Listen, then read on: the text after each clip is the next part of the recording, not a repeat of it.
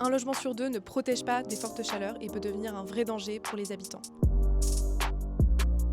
La précarité énergétique d'été, ça touche des millions de personnes en France. Les habitants des quartiers populaires sont en première ligne. C'est ce que montre le rapport qu'on publie aujourd'hui avec la Fondation. L'été n'a même pas commencé et on vit déjà la deuxième vague de chaleur de l'année. L'été dernier, 5700 personnes sont mortes à cause de la chaleur en France. On parle de 40 000 personnes depuis 2017.